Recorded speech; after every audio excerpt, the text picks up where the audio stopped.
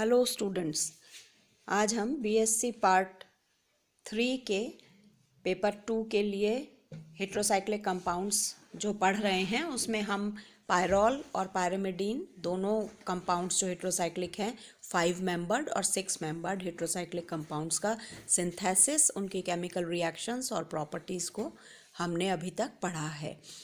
इसी क्रम में हम आगे पढ़ते हैं। जो हमें और करने हैं वो हेट्रोसाइक्लिक मॉलिक्यूल्स, उनके हमें स्ट्रक्चर हमने शुरू में देखे थे।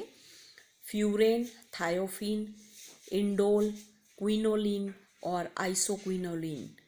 इनमें से आज हम 5 मेंबर्ड रिंग का एक डेरिवेटिव इंडोल की स्टडी करेंगे और पहले हम इसके स्ट्रक्चर को समझते हैं। पायरॉल जो 5 मेंबर्ड रिंग है उसके ऊपर अगर हम एक बेंजीन रिंग को जोड़ देते हैं तो यह कहलाता है बेंजेजोल। ये जो बेंजेजोल है इसे हम बेंजोपायरॉल भी कहते हैं। तो पायरॉल और उस पर एक बेंज ग्रुप लगा हुआ है, ऐसा स्ट्रक्चर जो होता है यह कहलाता है इंडोल। यह इंडोल जो है ये ग्लाइकोसाइड्स के रूप में बहुत सारे पौधों में पाया जाता है। बहुत इम्पॉर्टेंट मॉलिक्यूल है क्योंकि इंडिगो जो डाई है उसका भी ये डेरिवेटिव है। इंडिगोटिन का यह मूल पदार्थ है और यह चमेली और नारंग जो ऑरेंजेस हैं उनके अंदर भी यह पाया जाता है। तो ये एक इम्पॉर्टेंट मॉलिक्यूल है क्योंकि बहुत सारी डाइज जो हैं वो इससे डराइव होती हैं, इसलिए हमें इसका स्ट्रक्चर, बहुत सारी ड्रग्स भी इससे डराइव होती हैं, तो हमें इनके स्ट्रक्चर को समझना और पढ़ना और इसकी केमिस्ट्री को जानना बहुत ज़रूरी है। सिंथेसिस इंडोल मॉलिक्यूल का किस प्रकार होता है इसको हम पहले देखते हैं। एसीटोन और फिनाइल हाइड्रेजीन, क्योंकि हमें साइकिल बनानी है जो हेट्रोसाइकिल हो और एक बेंजीन रिंग हमें चाहिए, तो फेनिल हाइड्रोजीन में जो बेंजीन रिंग है वह रिंग का काम करती है और बचे हुए सेगमेंट से हम जो 5 मेंबर्ड रिंग है उसका निर्माण करते हैं।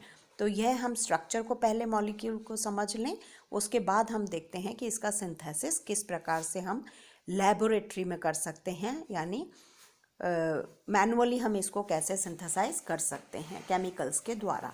तो स्ट्रक्चर को याद करते हुए हम जब देखते हैं तो हम यहाँ देख सकते हैं कि एसीटोन और फिनाइल हाइड्रेजीन को अगर किसी भी एसिड की प्रेजेंस में, जैसे जिंक क्लोराइड या बोरोन ट्राइफ्लोराइड या ये H2SO4, ऐसा कोई भी एसिड कैटलिस्ट की तरह से लेते हैं, उसे हीट करते हैं फेनिल हाइड्रोजीन के साथ, तो एक हाइड्रोजोन बनता है। तो एसीटोन का फेनिल हाइड्रोजोन यहाँ पर बना है और यह फेनिल हाइड्रोजोन जब है कैटलिस्ट की प्रेजेंस में, जब हम इसे हीट करते हैं तो ये साइक्लिक स्ट्रक्चर बनता है। साइक्लिक स्ट्रक्चर में मिथाइल सब्स्टिट्यूटेड 2 मिथाइल इंडोल हमें यहाँ पर मिलता है। इसकी मैकेनिज्म को हम और बारीकी से समझते हैं तो देखते हैं मॉलिक्यूल किस प्रकार से रीअरेंज होता है और इसमें माइग्रेशन होता है जो बॉन्ड्स हैं उनका एसिड की प्रेजेंस में। यहाँ हम देख सकते हैं, यहाँ जो हमारा एसीटोन का फिनाइल हाइड्रोजोन बना है वो मॉलिक्यूल से हम स्टार्ट कर रहे हैं और देख रहे हैं कि माइग्रेट होता है H+ की प्रेजेंस में। जो हमारे बॉन्ड्स हैं वो माइग्रेट होते हैं और ये बॉन्ड्स माइग्रेट होकर मिथाइल सब्स्टिट्यूटेड डेरिवेटिव बनाते हैं और उसमें से फिर एलिमिनेशन हो जाता है अमोनिया के एक मॉलिक्यूल का, और जब यह मॉलिक्यूल का एक एलिमिनेशन होता है तो साइक्लिक स्ट्रक्चर यहाँ पर हमें प्राप्त होता है हीट करने पर। तो फिशर इंडोल सिंथेसिस बहुत इंपॉर्टेंट सिंथेसिस है, हमें ये याद करना है, लिखना है, मैकेनिज्म आनी चाहिए, ये याद रखना है कि एसीटोन और फिनाइल हाइड्रोजीन का एसिड की प्रेजेंस में हीट करने पर हमें इंडोल प्राप्त होता है। दूसरे प्रकार का जो हम याद कर सकते हैं मेडुलंग सिंथेसिस। तो ये 2 नेम रिएक्शंस हैं जो इम्पॉर्टेंट हैं इसके लिए और फिशर इंडोल इसमें बहुत ज़्यादा इम्पॉर्टेंट है। अन्य प्रकार के भी सिंथेसिस के मेथड्स हमें दिए गए हैं जो हम याद कर सकते हैं, जिसमें ऑर्थो फार्मामिडोटोलुइन हम देख सकते हैं, ये टोलुइन का मॉलिक्यूल है और टोलुइन के मॉलिक्यूल में एक एमिडो ग्रुप जुड़ा हुआ है NH और CHO, तो ये फार्मामिडोटोलुइन, ये इससे हम स्टार्ट करके इंडोल बना सकते हैं। रिजॉर्ट सिंथेसिस में हम ऑर्थो नाइट्रोटोलुइन और इथाइल ऑक्सीलेट। तो रिएजेंट्स अलग अलग हो जाते हैं और नाम अलग हो जाता है उस सिंथेसिस का। तो ये सिंथेसिस हमको याद रखने हैं। तो अगर हम सिंथेसिस फिशर इंडोल के साथ कोई एक सिंथेसिस और अगर हम याद रखते हैं तो ये नेम रिएक्शंस एग्ज़ाम में इसी नाम से आती हैं।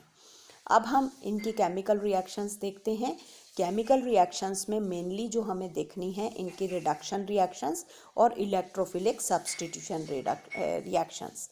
रिडक्शन के अंदर हम अलग अलग रिएजेंट्स की प्रेजेंस में अगर हम इनका रिडक्शन कराते हैं तो हम देख सकते हैं कि अगर 2 हाइड्रोजन यहाँ पर एब्जॉर्ब होता है टिन और HCl के प्रेजेंस में तो पार्शियली रिडक्शन होता है।